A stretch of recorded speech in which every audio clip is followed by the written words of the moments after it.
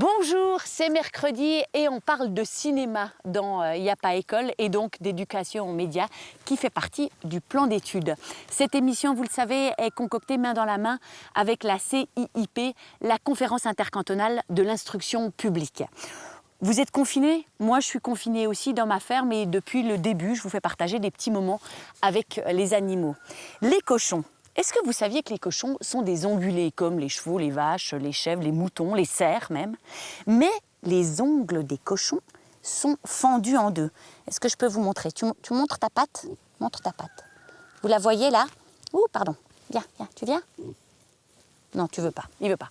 C'est fendu en deux, ça fait comme une petite fourche. Et pendant longtemps, cette petite fourche a été assimilée au diable. Et pourtant, ce sont des petits diablotins, mais pas beaucoup plus. Andy, toi, tu es un petit diablotin.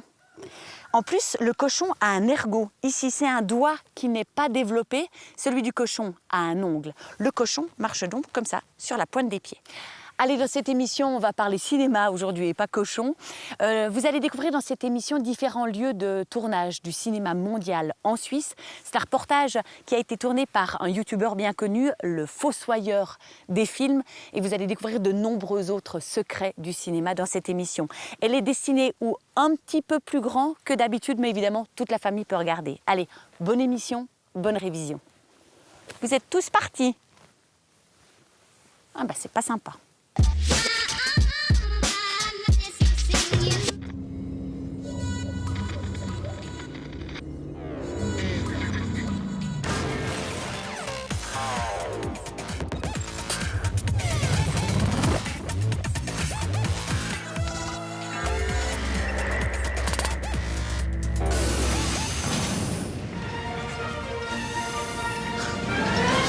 Voilà notre retardataire professionnel. Pas la peine de prendre vos aises, vous repartez immédiatement, agent F. Avez-vous déjà entendu parler des faux raccords? Pourquoi me posez-vous cette question, mère grand? Parce que je vous envoie illico presto en mission ciné sur un tournage de film à la chasse aux faux raccords. Vous allez chercher à savoir comment des cinéastes pourtant très expérimentés en arrivent à faire de telles erreurs. Vous pouvez me rappeler ce que c'est que juste un faux raccord? Je vais vous rafraîchir la mémoire, agent F.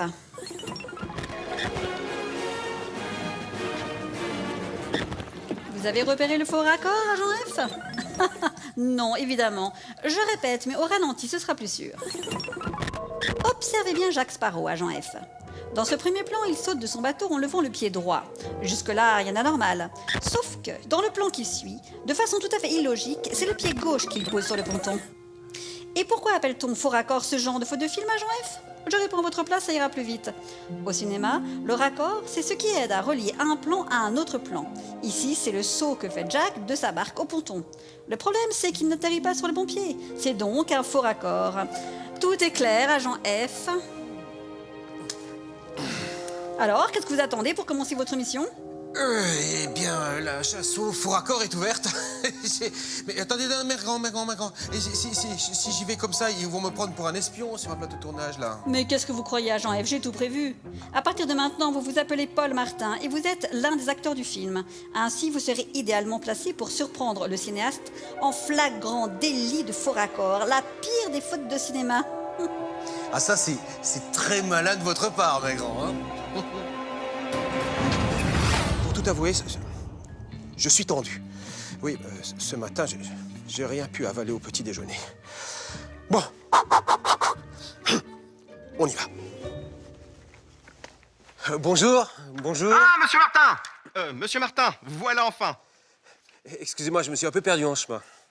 Pas de problème, si vous connaissez votre rôle, vous serez tout pardonné. Oui, alors j'ai bien lu le scénario. Franchement, là, ça c'est tout moi. Ce personnage de Ludovic qui fait qu'attendre sa fiancée. Maquillage, costume, oui. Vous allez dans la loge, fond du couloir. Dès que vous revenez, on est prêt à tourner. Très bien, à tout de suite. À tout de suite.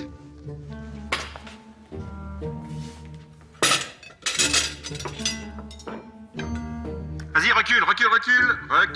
Ok. Voilà. Pas mal. On va pouvoir commencer. Bon, pour autant que la script arrive. La script, est-ce que quelqu'un a vu la script? Toujours en retard. Bon, en attendant, je vous explique rapidement la scène. Facile. Scène 13, Ludovic, un gars, il a invité sa fiancée. Elle vient pas, il attend, il s'est fait tout beau et tout ça. Vous faites un petit coup, le gars qui attend sa fiancée depuis 2 heures? Oui, je m'asseye sur quelle chaise Vous avez lu le script, la gauche? Ok, je regarde le cadre. Ok. Faites voir quelque chose avec votre main gauche. Ouais, bien. Ouais, avec ce petit geste, c'est parfait, parce qu'on vous sent en même temps résigné, ça fait 2 heures que vous attendez, un peu énervé aussi en même temps, c'est parfaitement dans la lignée du personnage, extra. Ok, la script, toujours pas arrivé? Non, toujours rien. Mais c'est pas vrai. Bon, il faut qu'on commence, hein. On n'a pas le temps, là, on a pris trop de retard. Ok, allez, bougie. Allez, hop.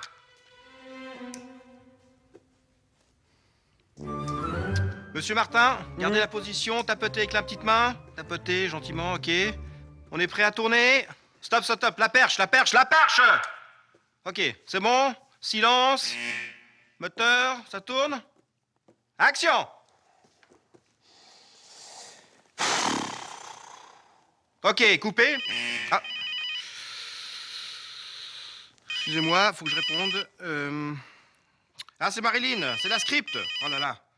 5 minutes de pause, hein. Café pour tout le monde. Marilyn, c'est toi, mais qu'est-ce que tu fais? Ça fait 2 heures qu'on t'attend. 2 heures. Quoi? Oui, attends. Quoi? Ouais, non, mais c'est bon, ça m'intéresse pas, tes histoires. Non, mais vraiment, c'est pas possible, hein. C'est nul.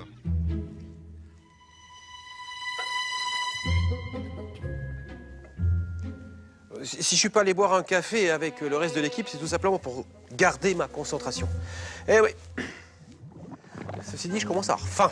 Oui, comme je te l'ai dit tout à l'heure, j'ai rien pu manger ce matin, alors... Allez. Un chocolat. Ah bah ça... c'est bon, moi. On prend un deuxième, parce que j'ai pris au centre, là. Je fais bon. Super. Voilà. En plus, quand on a soif, là... Le meilleur truc quand on a soif, il faut prendre du jus d'orange. C'est rien de tel que le jus d'orange.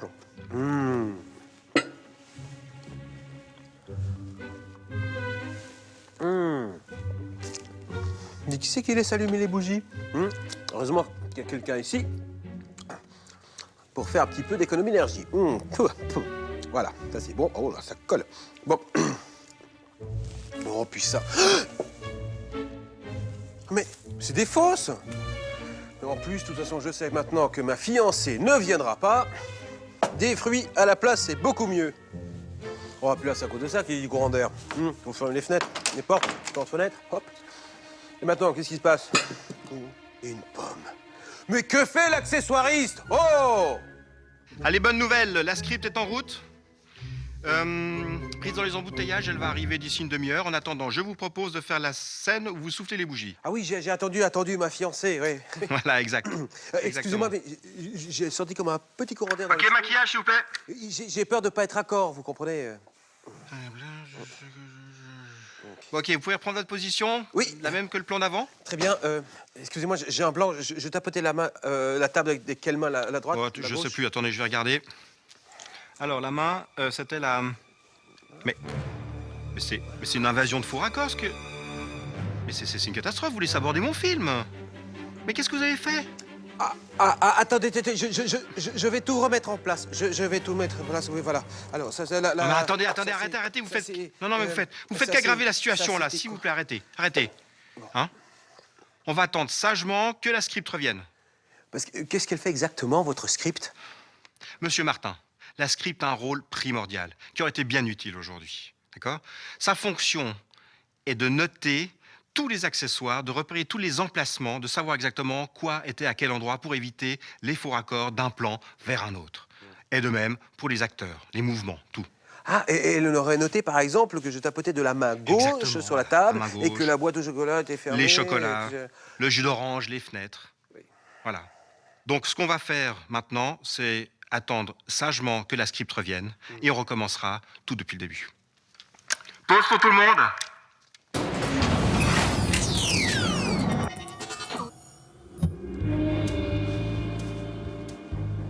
Alors, la chasse au faux raccord a été bonne, agent F? Très, très bonne, mère grand. Elle pullulait de faux raccords. Attendez, j'en ai pris note.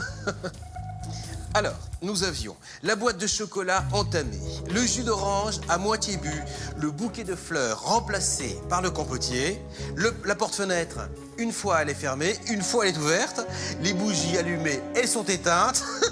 Une véritable invasion de faux raccords. Un véritable cancre, ce cinéaste. Ah non, mais attends, non, lui, il était pour rien du tout, non. Non, toute la faute en est à la script, qui n'était pas là pour surveiller. Vraiment, agent F?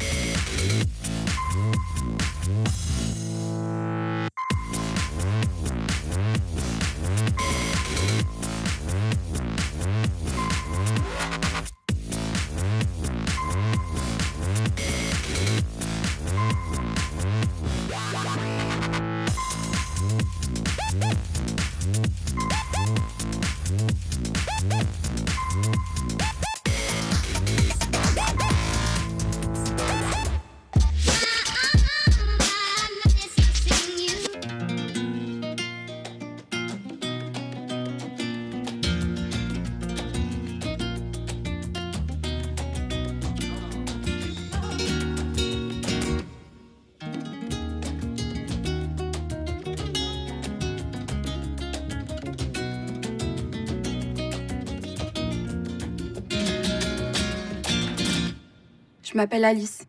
Je suis en scientifique au lycée. Regardez-moi. Regardez-moi bien. Pour le moment, vous ne savez presque rien de moi. Vous découvrez mon visage. Vous dites que je dois avoir 15 ou 16 ans. Vous connaissez maintenant ma voix. J'ai un léger sourire. Mais pourquoi je souris?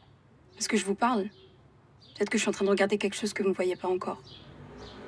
Peut-être que je suis tout simplement triste.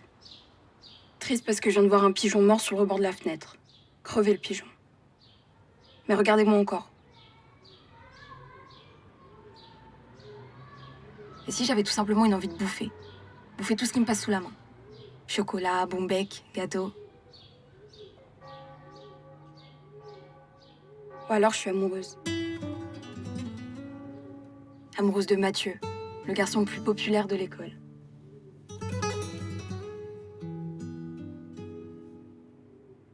C'est quand vous voyez ce que je vois que vous comprenez ce que je ressens.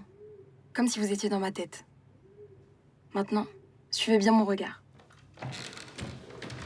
Tiens, regarde ce que j'ai trouvé. Elle est à ma sœur. Ah, elle est bien. Je t'essaye. Elle, c'est Julie, ma meilleure amie. On est dans la même classe. J'attendais qu'elle m'amène des robes pour que je les essaie. T'en penses quoi? C'est un peu fade, non? Tu trouves? Ouais, en fait, ça fait gamine. Car ce soir, je vois Mathieu, le garçon dont je vous ai parlé. L'autre soir, il a débarqué à l'anniversaire de Luc. Tiens, essaie ça. Ça pourrait être pas mal. Avec Mathieu, on n'a presque pas parlé, mais on a beaucoup dansé. Je suis rentrée chez moi très tard. Mathieu m'a pas raccompagnée, même si j'aurais voulu. T'entends pas? J'ai réussi à choper son numéro de portable. Je l'ai appelé, il se souvenait de moi. Enfin, pas tout de suite, puis il s'est souvenu. Alors? Ah, j'aime bien. C'est hyper joli. Juste, tu fais gaffe, hein, parce qu'elle a coûté cher. T'inquiète. Et ce soir, je vais revoir Mathieu. On a rendez-vous, le square Montolon, à 7h30. Quoi? Bah, les baskets, c'est pas terrible. Tu vas pas y aller avec ça, quand même. Bah pourquoi? Moi, j'aime bien. Ah, faut trouver autre chose. Hein. Tu trouves? Mais alors, t'as qu'à prêter tes sandales. Ah non! Allez, s'il te plaît. Non! Mais de toute façon, t'as les pieds beaucoup plus grands que moi. N'importe quoi. Si? Regarde. C'est la même taille. Pas du tout. Tu fais du combien? 36. 37, c'est pareil. Non. Allez, Non, regarde, mon tout petit. s'il te plaît, laisse-moi essayer. Non, j'ai pas envie, c'est mes sandales.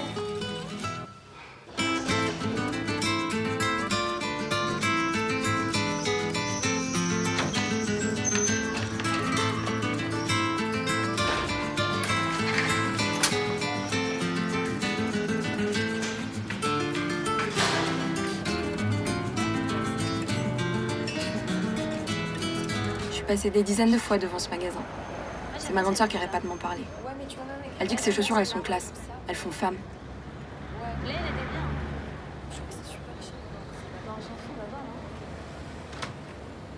Bonjour.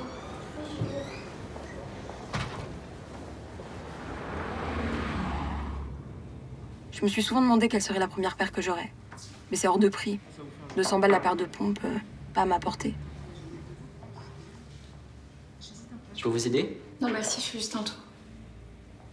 N'hésitez pas à me demander si vous avez besoin. T'aimes? Ah ouais. Vous les avez en 37? Je vais voir. J'adore les talons. Mais c'est pas un peu too much? Non. Il y a aucune raison qu'il aime pas. Hein. Vous avez de la chance, il m'en reste une.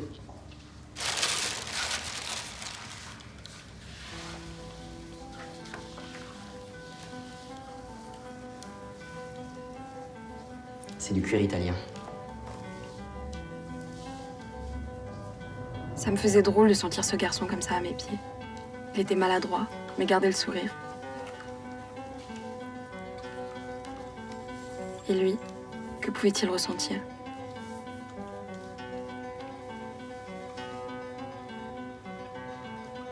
Alors je prends mon courage à deux mains et je le regarde dans les yeux. Droit dans les yeux. Vous voulez faire quelques pas? Il y a un miroir juste là.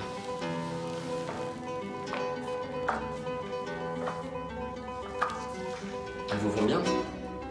Et elles sont à combien? Elles sont à 228 €.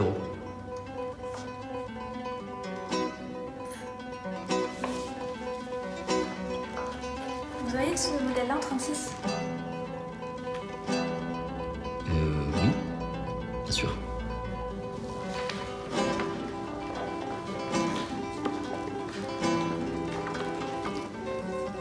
Ça vous fera 288.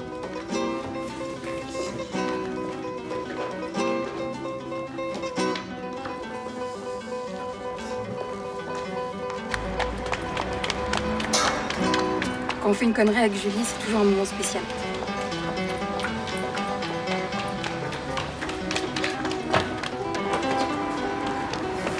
Je me sens vive dans ces moments. C'est une sorte d'excitation dingue. Il y a quelque chose qui monte en moi, qui serre ma gorge. Mon cœur bat très très vite. Je te rappelle. Ok, ok.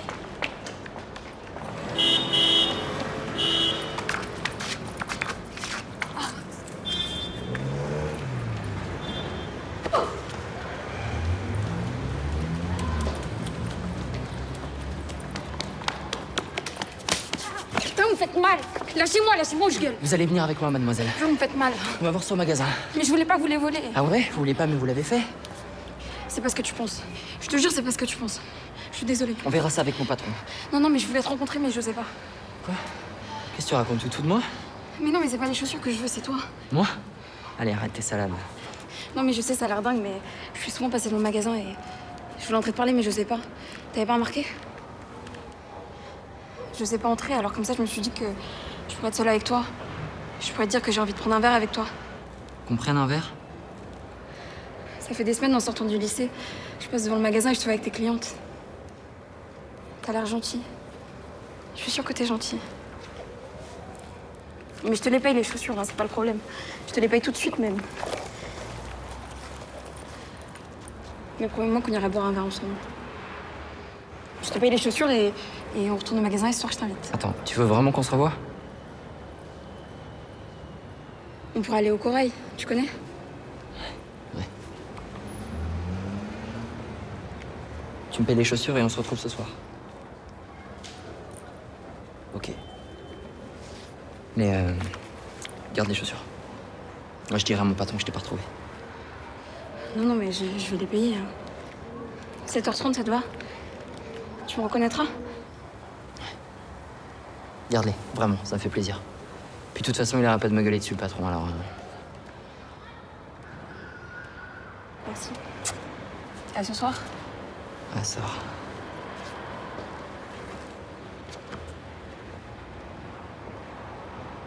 J'ai eu la peur de ma vie. Je pensais pas que je me sortirais. Je le regardais partir. J'aurais presque pu le trouver mignon. Mais il y avait Mathieu. Mon rendez-vous avec Mathieu. Mais non, je peux pas, il y a Mathieu.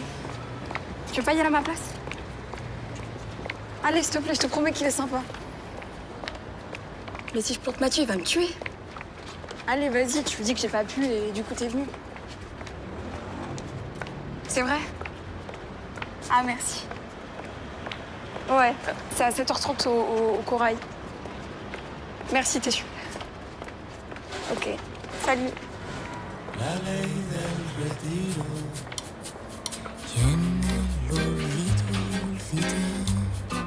Que yo había sido dejar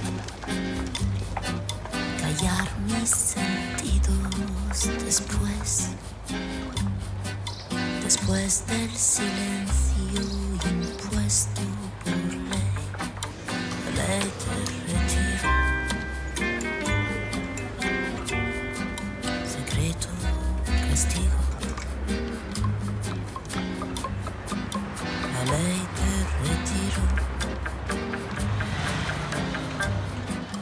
secreto, castigo. Je suis arrivée à 7h15. Il n'y avait presque plus personne dans le square. Vous demandez ce qui me traversait la tête. J'étais nerveuse. J'aurais voulu qu'il soit là en avance. Normalement, c'est les filles qui arrivent en retard, pas les garçons. Et moi, comme une idiote, j'étais venue bien trop tôt.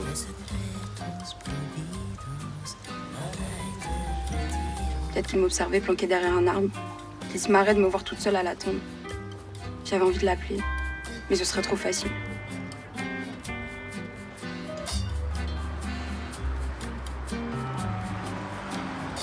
J'ai attendu 30 minutes, 45 minutes, 1 heure. J'ai laissé des messages, je l'ai arrosé de textos. Mais il fallait bien que je me rende à l'évidence. Il n'allait pas venir. Il ne verrait pas la robe rouge à fleurs de Julie. Il ne verrait pas les chaussures que j'avais piquées juste pour lui. Il s'en foutait. Et j'allais rentrer chez moi comme une cruche.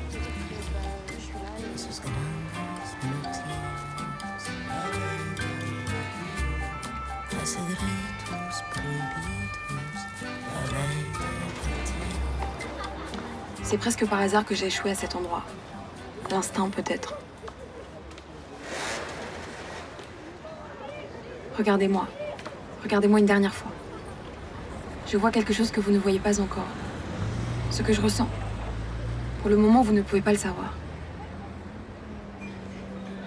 Il était là, avec Julie. Lui, c'était le vendeur. Ils discutaient. Ils avaient l'air heureux.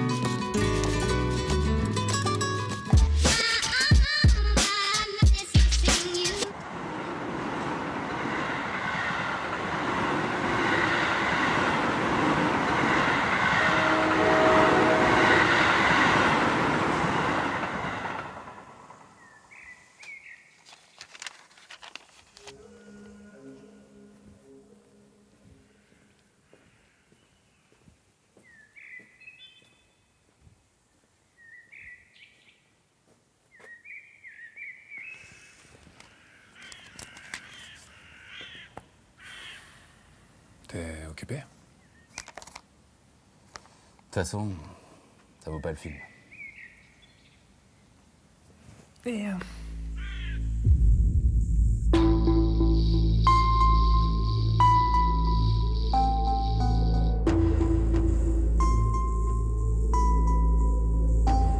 certains lieux possèdent une étrangeté. C'est assez difficile de mettre le doigt dessus, surtout quand on a l'impression trompeuse de les connaître. En préparant cette virée en Suisse, je vais pas vous mentir, mon premier réflexe a été de me dire que la Suisse de cinéma ah bah j'y connaissais quasiment rien. Alors, de tête, voyons voir. Des James Bond tournés sur place?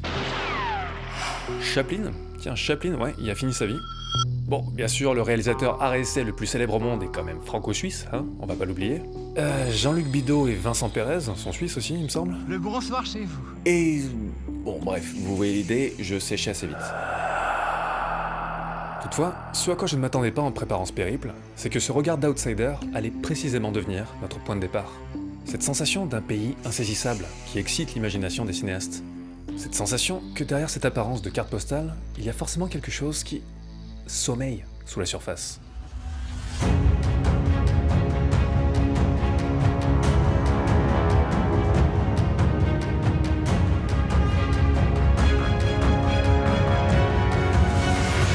Eh bien, arpentons, j'ai envie de dire arpentons. Mon cher Alt, merci à toi de te joindre à nous pour cette virée en Suisse.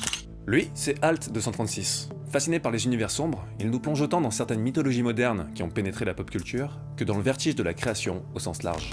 Ouais, merci à vous, je suis trop content. Tu es un explorateur de l'imaginaire, est-ce qu'on peut le décrire comme ça? J'adore l'idée, ça me va très bien.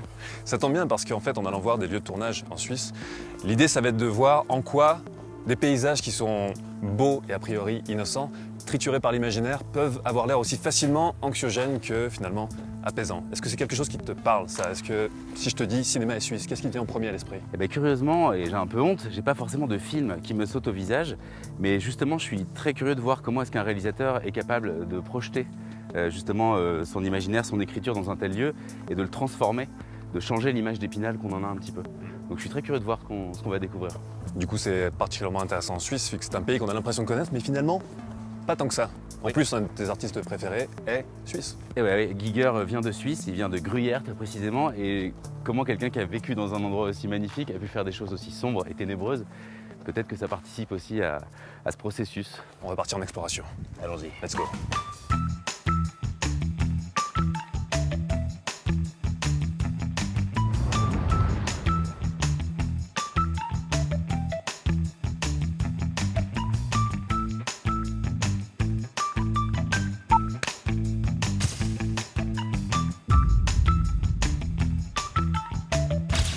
Quand on s'apprête à explorer la Suisse, il faut commencer par se frotter les yeux et apprivoiser une géographie complexe. Celle de Stéphane Escher, qui a pratiqué tout le territoire en roue et boulet.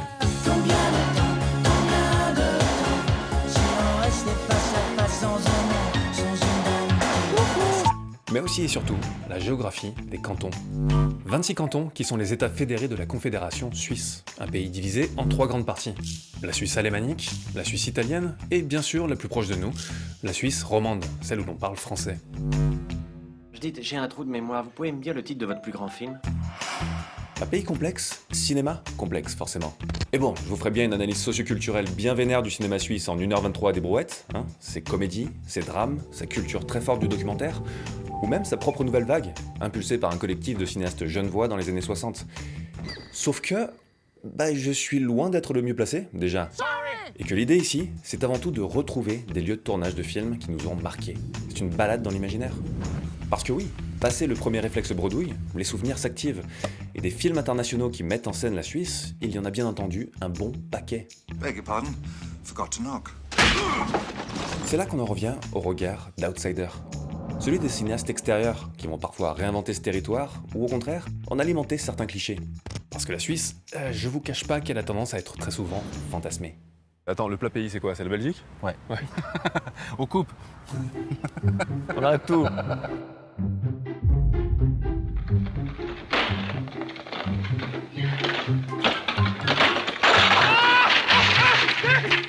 Alors, il faut savoir que pas mal de films qui se déroulent en Suisse ne vont pas forcément tourner sur place. Ouais, ça coûte cher de déplacer toute une équipe de production. Donc historiquement, ça a donné un certain nombre de films qui donnent dans la Suisse de carton-pâte. Bon, cela dit, certains s'en sortent plutôt pas mal. Les parties de La mémoire dans la peau qui se passent à Zurich, par exemple, c'est pas Zurich, c'est Prague, et on n'y voit que du feu. Faut croire que les architectures sont cousines. Pareil pour A Cure for Life, de Gore Verbinski, un beau film fantastique, qui est parfois borderline grotesque, mais assez sous-estimé, qui est censé se passer dans un centre thermal en Suisse alémanique, mais qui a été tourné quasi intégralement en Allemagne. Sauf ce plan. Ça, c'est vraiment le viaduc de Landwasser dans le canton des Grisons. Et franchement, ça valait le coup d'aller sur place parce que ce plan déchire.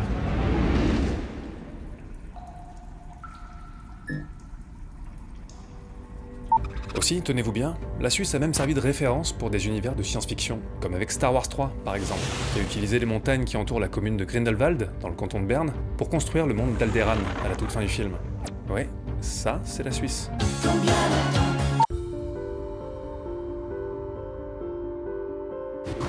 Alors, les films trichent, rien de nouveau au soleil. Ah, attends, ce grand escalier là, il est pas ici, ça s'est tourné ailleurs? Là, par exemple, on se trouve au musée Rydberg de Zurich, qui incarne un pensionnat dans Phénoména de Dario Argento. Un film fantastique de 1985 qui raconte comment une fillette, incarnée par Jennifer Connelly, va utiliser ses pouvoirs psychiques pour débusquer un serial killer. Du pur Argento, quoi.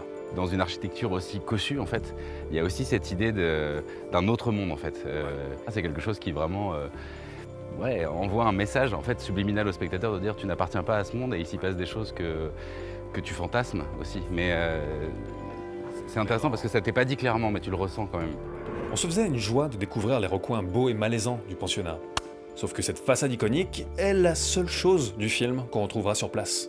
Tous les intérieurs, et même les scènes sur le toit ou les flancs du bâtiment, elles ont été tournées ailleurs. Pour avoir des lieux qui correspondent mieux au script, pour des raisons de sécurité, allez savoir. Résultat, le pensionnat du film est un vrai patchwork imaginaire. Le cinéma n'est que mensonge. Pas étonnant du coup qu'Argento fasse en sorte qu'on voit très peu à travers les fenêtres. Il nous laisse remplir le hors-champ nous-mêmes. Et dans le film, l'illusion est parfaite, parce qu'en tant que spectateur, on se pose simplement pas la question. C'est grosso modo l'intérieur cossu auquel on s'attend dans ce type de bicoque. Et l'illusion, ça fonctionne avant tout sur l'association d'idées. Généralement, quand un lieu comme ça est complètement reconstruit dans les films, tu sens des sortes de bouts d'ellipse entre les différentes parties qui n'ont pas été tournées au même endroit. Ouais, à côté rapier, c'est un peu patchwork. Et là, c'est très fluide. Ouais. Là, c'est d'une fluidité exemplaire. Ouais. Tellement en fait qu'on a littéralement halluciné à chaque fausse piste. Mais du coup, cette scène, elle n'est pas ici. Celle-là, je pense pas, non. Ça... Et j'ai bien peur que ce soit pas ici non plus. Ouais, c'est pas ici. Non, ça soit pas ici. Ah putain, c'est génial. C'est vrai que c'est un mensonge généralement lié à des considérations ultra techniques. Ouais, c'est ça, ouais. Genre, j'ai pas assez de recul pour... il manque 1 mètre. On peut l'enlever la statue là? Ah non, non. Bon, ok. Bon, alors, on va les tourner dans une autre ville. C'est ça.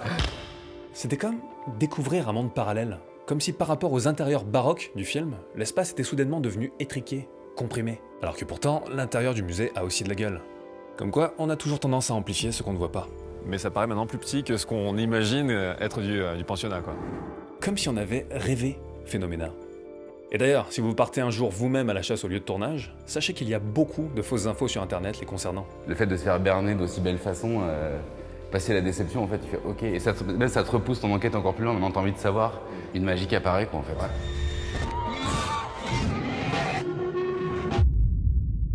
Et à ce niveau, le deuxième Sherlock Holmes de Guy Ritchie a été un sacré petit casse-tête. Un film dont le climax avec Moriarty se passe aux fameuses chutes suisses de Reichenbach.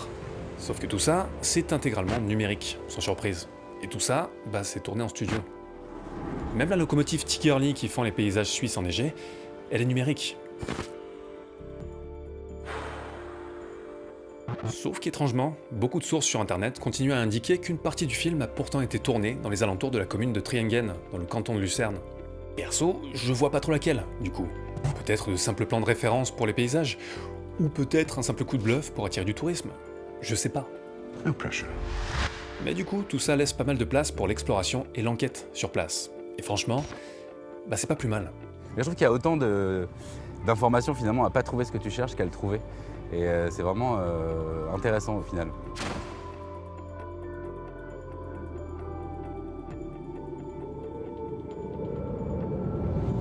Concernant les films réellement tournés en Suisse, je vais bien sûr pas en lister l'intégralité, ça n'aurait strictement aucun intérêt. À part peut-être de constater avec surprise que l'industrie bollywoodienne y a énormément posé ses caméras depuis les années 60, en jouant à fond le cliché Milka, fondu et piste de ski. Ça, généralement en faisant des recherches, on s'y attend pas trop. Mais au-delà de ça, ce qui est sûr, c'est que ce qui traverse beaucoup de films, locaux ou internationaux, c'est l'idée d'une Suisse qui a l'air douce et tranquillement majestueuse, qui est souvent filmée de manière assez classique pour laisser sa beauté naturelle faire le boulot. Sauf dans le cas de films visuellement plus expérimentaux, bien sûr, qui n'en ont pas grand-chose à faire de la toute-puissance, ça évoque un parfum plutôt romantique et apaisé. Avec ces montagnes, les vaches, le chocolat, les chalets, une espèce de calme comme ça. La bonne carte postale qu'on a tous en tête.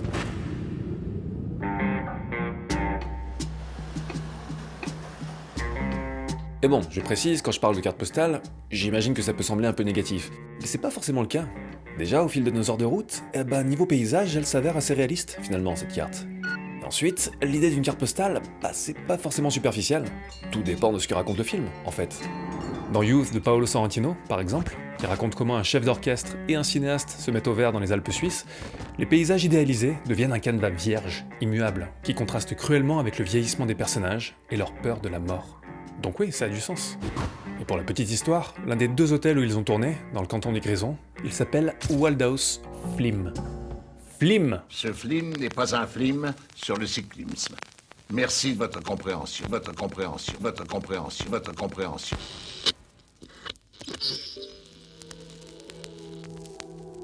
Et soudain, le grain de sable surgit.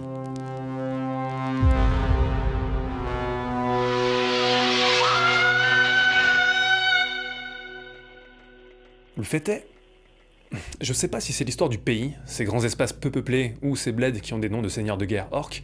C'est pas humain d'avoir des noms comme ça.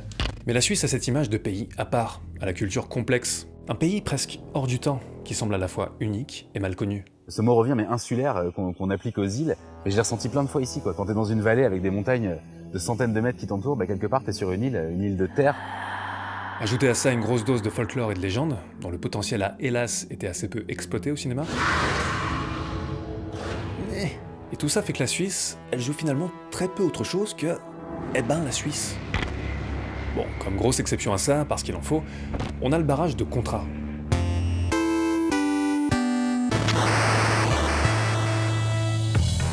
Barrage de Contrat qui se trouve dans le canton du Tessin, et qu'on retrouve au début de GoldenEye, quand la doublure de Pierce Brosnan est censée infiltrer une base en URSS.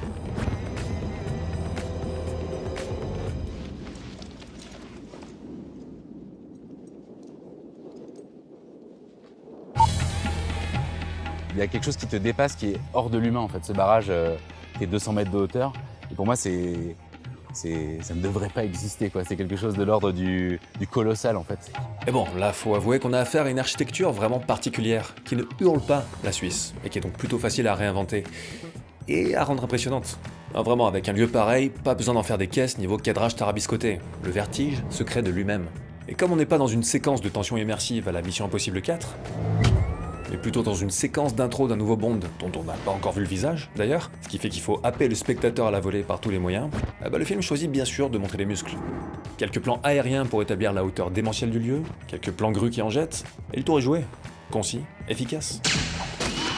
Et du coup, quitte à être sur place... Bon du coup Vince, c'est toi qui vas faire le saut? Heureux? Ouais. Ça fait un moment que je voulais faire un saut et... T'as déjà sauté à l'élastique ou pas? Non, jamais, jamais.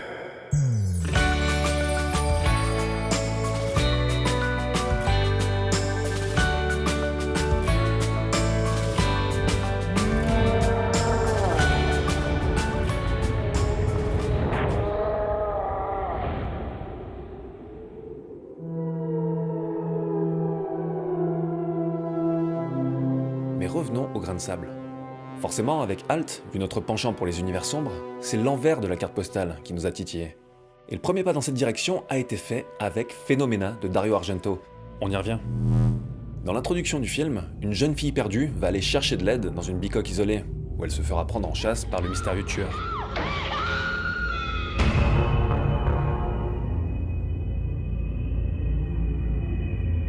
Et en retrouvant cette maison dans le canton d'Appenzell, forcément, on s'est demandé pourquoi l'avoir choisie elle.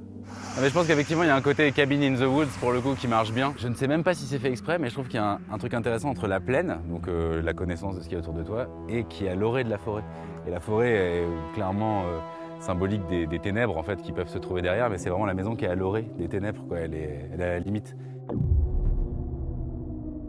C'est marrant, on descendait le long du chemin là et... À mesure qu'on descendait, ça créait cet effet. Je sais pas si c'est parce qu'on projette ce qu'on a vu du film dessus, mais ça faisait son petit effet d'angoisse quand même. Et c'est vrai que le relief est un peu particulier parce que tu dois descendre pour y aller avec ce petit chemin, mais la cabane te surplombe quand même. C'est ça. Donc il y a un côté qui reste menaçant, qui te regarde un petit peu de haut, donc tu descends en fait limite en enfer, et le truc te domine quoi qu'il arrive. C'est ça. Sans payer de mine au premier abord, cette maison s'avère donc parfaite pour distiller une angoisse subtile. Et du coup, Argento n'a plus qu'à la filmer très littéralement, sans tricher. Tout juste en soulignant le malaise avec une photo froide et bleutée. tout juste en soulignant l'étrangeté qui se trouve déjà sur place. Où qu'on la mette, la caméra se retrouve soit écrasée, soit surplombante. Victime ou bourreau. En horreur, on va très vite aller vers des lieux qui sont directement inquiétants. Mais c'est beaucoup plus dur de réussir à créer cette espèce d'entre-deux où c'est beau et petit à petit ça devient de plus en plus inquiétant. Mais c'est une grammaire très fine en fait et je trouve qu'il arrive à nous faire glisser à travers elle dans cette folie. Et c'est quand même à cet endroit où il y a un petit easter egg assez intéressant, c'est qu'il y a le personnage du policier dans le film qui du coup vient voir l'agent immobilier et sort sa carte. Kantonspolizei. Et on voit qu'il s'appelle Rudolf Geiger et que c'est probablement un hommage à Hans Rudi Giger qui est du coup artiste suisse. Et je pense que Argento, qui aime beaucoup cacher des petites choses dans ses films, a voulu faire une petite référence à un artiste qui, à mon avis, devait lui parler dans ses thématiques. Ça fait vraiment partie de ces lieux de tournage où on a l'impression de mettre directement les pieds dans la scène. Et à partir de là...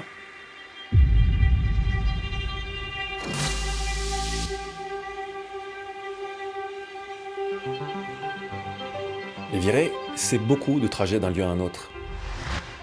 La découverte de la douce banalité des paysages qui défilent, qui se transforment en un flou entêtant. Au fil des kilomètres, un engourdissement ouaté finit par s'emparer de nous. La perception se brouille, et c'est dans cet état presque second que quelque chose d'autre apparaît. Ces paysages, trop sages pour être inoffensifs. Une fascination, comme face à un sourire figé, ou des yeux qui ne clignent pas. Tu vois, en conduisant, il y avait des moments où on voyait pas le ciel en fait. Tellement les murailles de forêt ou de montagne nous obstruaient la vue. Les moments où il y a une espèce d'immensité qui moi me met un vertige un peu cosmique. Ça m'a oppressé et en même temps, puisque c'est ce que je recherche aujourd'hui, j'ai adoré en fait. C'est très ambivalent ce côté attraction-répulsion en fait. Ce n'est pas un hasard si la plupart des films qui montrent la nature suisse possèdent une sorte d'étrangeté statique. Comme s'ils étaient à l'écoute, comme s'ils attendaient que l'insolite surgisse de lui-même, qu'un petit détail fasse tout chanceler. Toute la semaine, on a eu des montagnes qui ont tutoyé les nuages et en fait, il y a cette sensation assez étrange, tu vois, moi j'ai beaucoup le vertige, et il y a cette sensation étrange quand tu es au pied d'une montagne d'avoir l'impression, en regardant vers le ciel, que tu perds ton équilibre. Et c'est très étrange d'être au sol et d'avoir pourtant cette sensation d'immensité, anormale, puisque logiquement tu l'as quand tu regardes vers le bas, mais là moi j'ai vraiment senti ça. Et il y a un côté très écrasant, magnifique, qui vraiment m'est apparu aujourd'hui, à mesure qu'on roulait en voiture à la même vitesse qu'un nuage. J'ai trouvé ça magnifique. On parle souvent de la beauté terrible de la nature, parce qu'elle peut aussi bien devenir une libération qu'un enfermement. Beaucoup de films, sans avoir l'air d'y toucher, explorent cette sensation. Et ça, ils le font notamment par le cadrage. Des cadrages qui enferment, qui écrasent leurs personnages. Parce qu'un cadrage, ce n'est jamais innocent. Tenez, selon que je cadre ce plan comme ça ou comme ça, eh ben c'est pas du tout la même limonade. Là, clairement, on étouffe. On est isolé dans un coin par les reliefs et par la caméra. Mais prenons les frères Larieux, par exemple, quand ils ont tourné leur thriller « L'amour est un crime parfait » dans la région de Lausanne. Cette carte, ils l'ont jouée à fond. Il suffit de regarder l'introduction du film, avec cette voiture qui est constamment dominée par les ténèbres, par la nature et par le bord du cadre. Même après 2 jours, les personnages restent encerclés, dans des plans qui respirent très peu. Ou prenons même Youth, j'y reviens. La nature est magnifique, oui. Mais si Paolo Sorrentino filme aussi souvent ses personnages en écrasant les perspectives, pour qu'ils soient littéralement ensevelis par ce qui les entoure, c'est dans un but précis. Ils sont cernés, mis à nu. Oh, fuck you. Et bon, là je ne prends que des exemples évidents. Mais regardez la plupart des extraits depuis le début de l'épisode. Regardez-les en faisant attention à cette omniprésence des hauteurs. Même dans des films à la mise en scène aussi classique qu'au Service secret de Sa Majesté, qui a été tourné en très grande partie au sommet du Schilhorn dans le canton de Berne, et Dieu sait qu'en haut, ils aiment le rappeler, eh bien on sent que les montagnes prennent 007 au piège. Ils se retrouvent dans le QG du bad guy Blofeld, et malgré les froufrous, les jabots improbables et les kitscheries bon enfant, l'horizon est littéralement bouché. J'ai eu l'impression qu'aujourd'hui on passait dans les coulisses d'un théâtre bien huilé. Je soupçonnais pas cette double lecture de la Suisse en fait, ce côté légèrement, vraiment inquiétante étrangeté, ce côté de quelque chose de trop calme. Et puis on a eu un double rainbow, all the way. Double rainbow. Double rainbow, my god.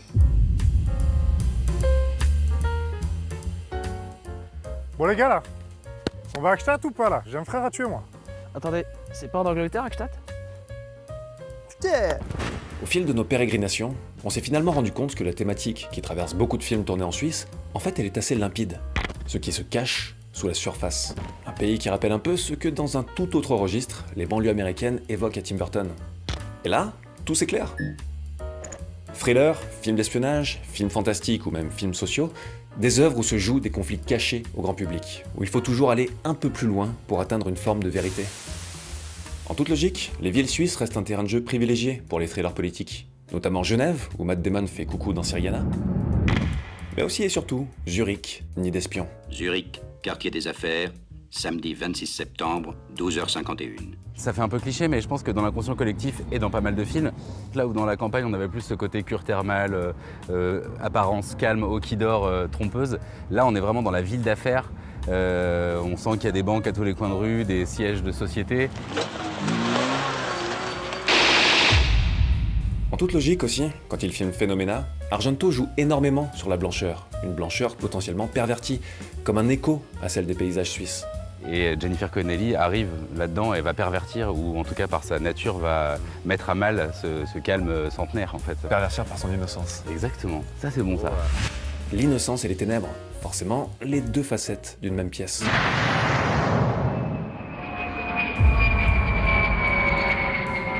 Et du coup, quand David Fincher vient aussi tourner la fin de Millennium à Zurich, une ville qu'il filme assez proche du ressenti qu'on peut y avoir, mais à laquelle il insuffle toute une froideur bleutée tout en clair-obscur, je suis presque frustré qu'il n'y reste pas plus. Parce que Fincher et ce côté haut qui dort de la Suisse, c'est assez ton sur ton, du genre quasi fusionnel. En fait, en quelques images, cette froideur de ville en fait, où tu arrives en voiture, tu descends dans des escaliers, tu as des reflets, des gens qui passent partout. Enfin, il arrive très bien à traduire, je trouve, ce côté ville d'affaires, quoi. Et ça va bien avec la froideur apparente de ces plans qui cachent toujours des choses. Et pour le coup, c'est vraiment Rooney Mara qui est déguisée en blonde, très clean, etc. Alors qu'on sait qu'elle est couverte de tatouages et de piercings. Donc ça joue très bien sur l'émotion qu'il essaie de créer. Yes, that looks correct.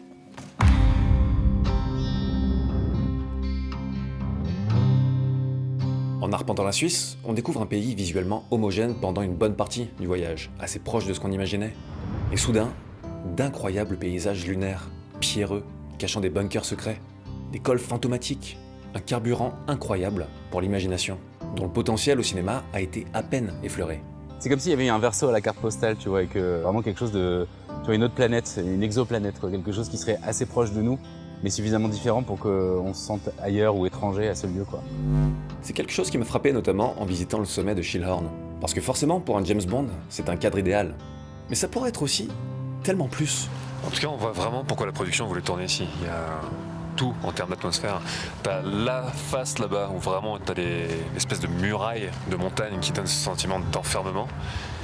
Et là, t'as ce paysage accidenté avec ces langues de brume qui viennent chatouiller les hauts. C'est vraiment beau. Je trouve que le film, il rend pas forcément justice, en fait. Il y a un côté très très ambiancé. Personnellement, ça me donne envie de filmer des choses qui sont un peu plus fantastiques.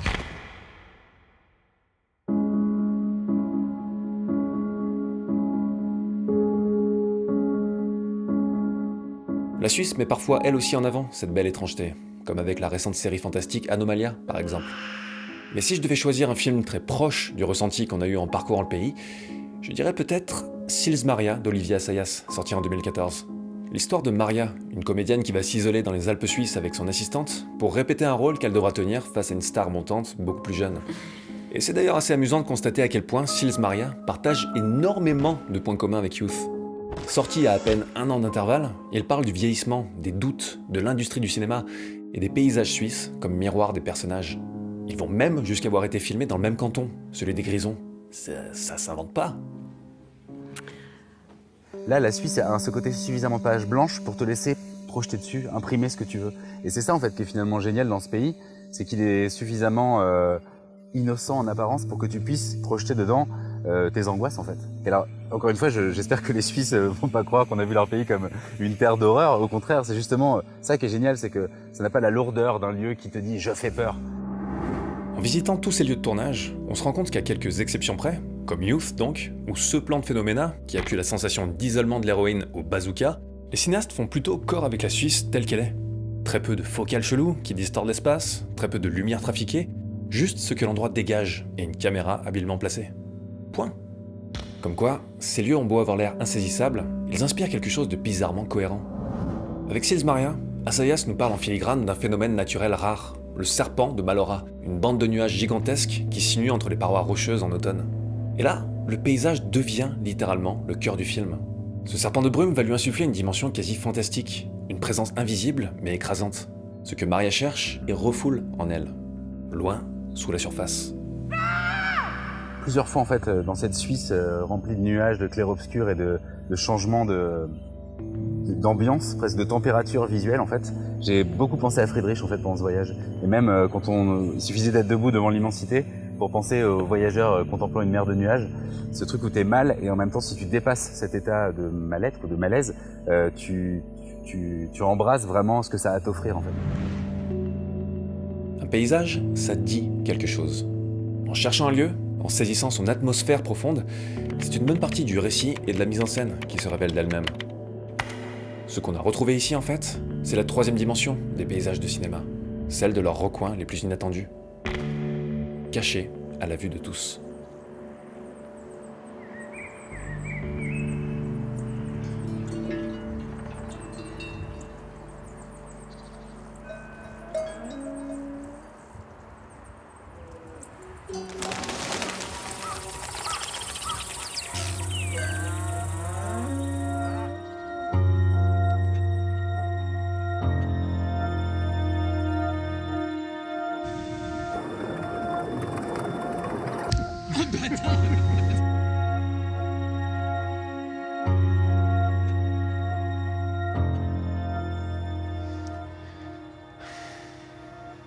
On cuit là, non? Je suis actuellement en train de me liquéfier, François.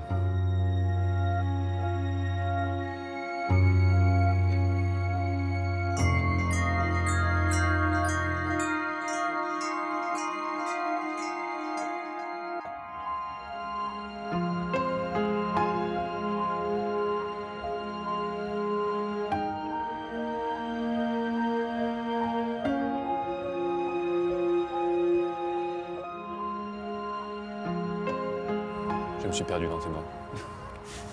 Et moi dans tes yeux, François. Au revoir, Jade. Pouf, et là, il y a une mine. Planquer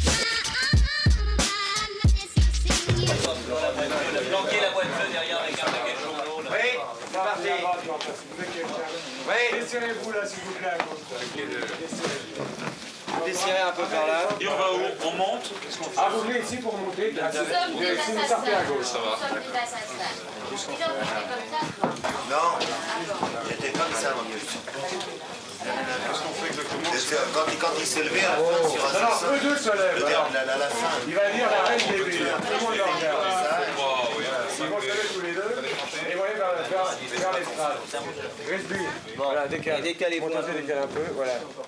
Voilà. Tu peux voilà, un peu vers moi. Légèrement. Anne, avance-toi un peu sur ta chaise. Sans déplacer la chaise, avance-toi en avant. Là. Et Annie ramène un peu. Annie se ramène un peu encore. Tu partiras la dernière, donc tu... Prêt? Ouais. Allez-y, partez. Oh, la reine des billes, hein.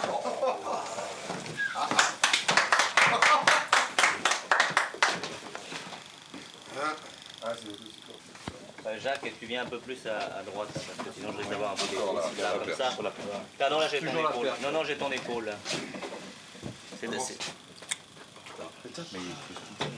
Là, voilà, je t'ai plus. Ça va. Pas comme ça. Non, mais ton corps, c'est pas là. Bon, on le tourne alors. T'as pas... J'ai gagné.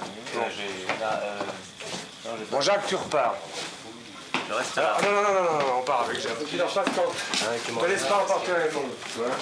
On te laisse pas emporter la monde, tu fais signe aux autres de se lever. Alors vous vous levez. Voilà, 1, 2. Oui, c'est toi, c'est ton part. Ouais. Alors bouge pas. Regarde ces deux là. Ah oui. Tu tes mots, tu dis n'importe quoi. Justement, plus de mots, plus de paroles. La société de demain, tu la rêves tellement belle que tu la respectes trop aujourd'hui. Mais ce n'est pas la société que je respecte, Raymond, c'est l'homme. Nous sommes quelqu'un d'un peu pareil, c'est du ferré, je te tue. Nous sommes quelques haïtiens, tu vas voir. Tu parlais de tes pucelages. Eh bien, nous allons la sauveté de ta société, le plus vite possible. Tu sais, je les aime bien, les bourgeois. Même les flics, je les aime bien. Au cimetière. Oui. Ne laisse pas entraîner, Raymond, même par ton cœur. C'est l'un des plus généreux d'entre nous. Je ne veux plus voir vivre les hommes à genoux, nulle part, et jamais.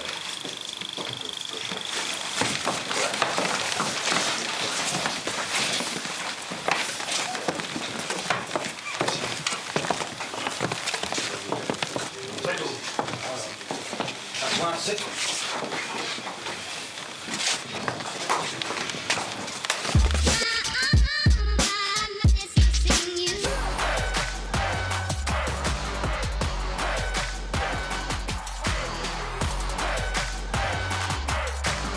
Salut tout le monde, c'est Diane. Bienvenue dans un nouvel épisode de Squat Atome.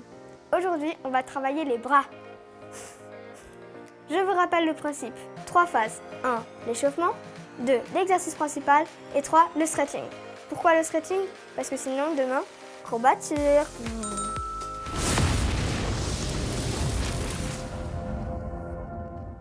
Pour ce premier échauffement, on a besoin d'un accessoire, un balai. C'est tout simple, suis les mouvements que je fais.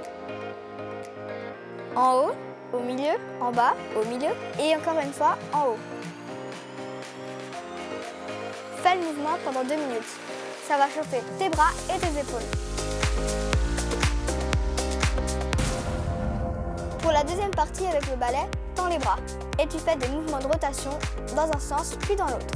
Ça va te chauffer les poignets en plus des bras. Pour finir cet échauffement, fais de grands cercles avec tes bras. D'abord, fais travailler ton bras droit, puis le gauche. Si tu sens que le haut de ton corps est assez chaud, on va pouvoir commencer l'entraînement.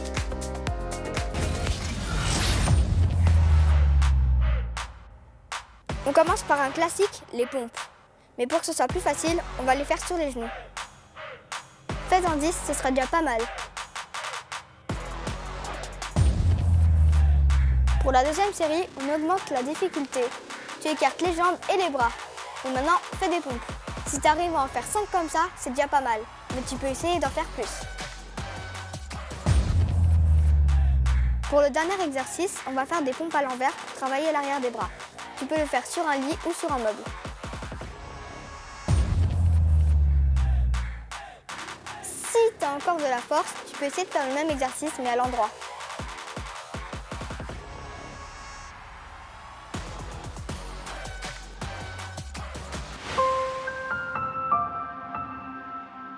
Je pense que tu as bien fait travailler tes bras et maintenant on peut essayer de les détendre un peu.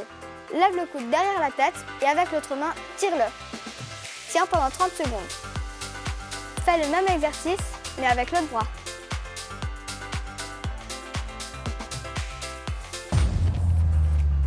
Tends ton bras droit et ramène-le jusqu'à l'épaule gauche. Avec l'autre bras, tire. Tiens 30 secondes et fais la même chose de l'autre bras.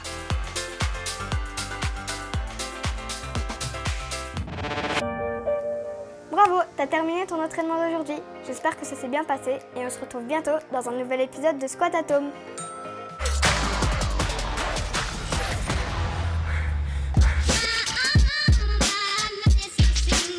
Voilà, oh, qui c'est qui aime faire ça? Oh, c'est bon. Oh, c'est bon, oui.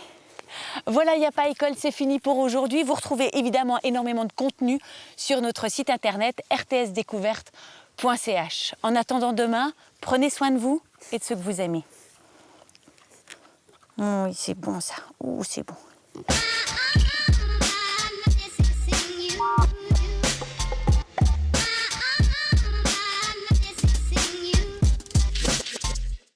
Y a pas école, avec les explorateurs de l'énergie, le programme pédagogique de Roman d'énergie.